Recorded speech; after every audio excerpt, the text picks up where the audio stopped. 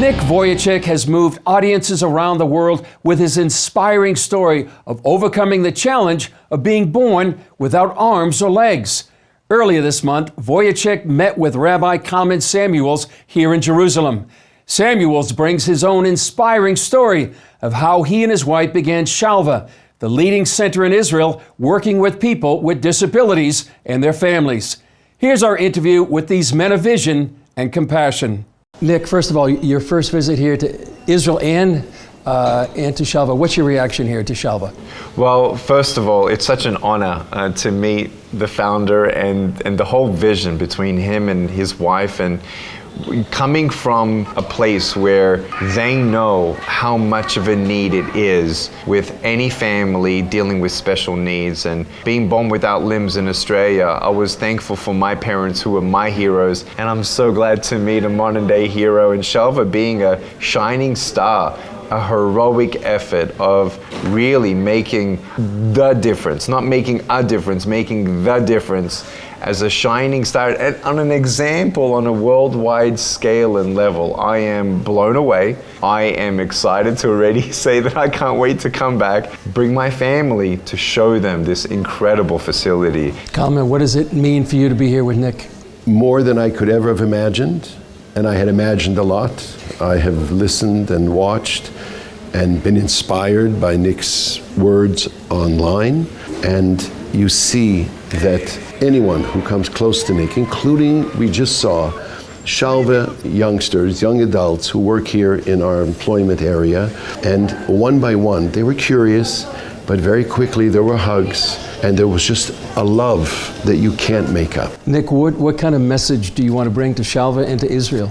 I think this is an example of knowing that every single life has value and full potential, and it does take vision and support and drive to see a vision come to pass. And this being an incredible facility and center for the people to come in and be included with peers as well, and young people of Israel to see a wonderful example of knowing that every child here is valued and given the support, and even those young mothers who just gave birth, who needs that therapy, is welcomed in with open arms and helping counsel through those difficult times. I, traveling around the world, have seen a lot, and I am absolutely proud of seeing what's happening here.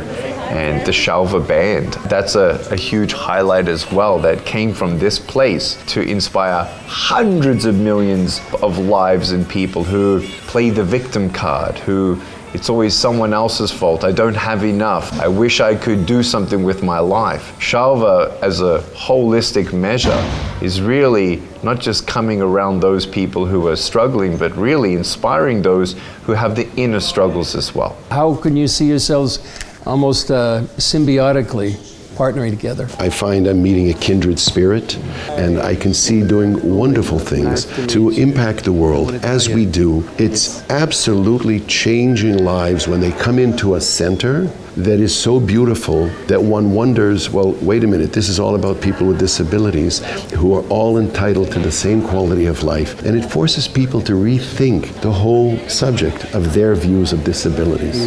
Nick, I want to thank you for coming. It's extraordinary to have you here. You, my friend, are a gift to the world, and you, my friend, are the wise man who is using that gift to impact and improve and change people's lives. I'm so excited, genuinely. I can't wait to break bread and just dream together. But I can't imagine that it would be one of the greatest honors of my life to one day share a stage with the Shalva band and inspire all young people across Israel and the nations to tune in. You're here to Israel for the first time. What does it mean to you? What does it feel like? It's very special that the first city that I go to in Israel is Jerusalem. This is the first official meeting that we have.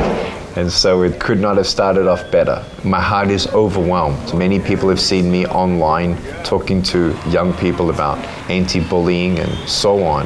But I feel in this next chapter of my life, it's really going to be more mission strategically for using all the influence that we have for bridging the world together on the more common factors of life.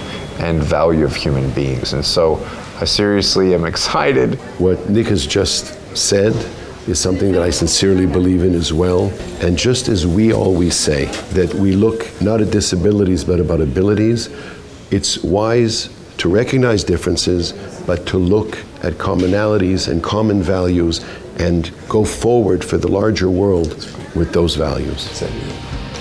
Bravo, give me a hug.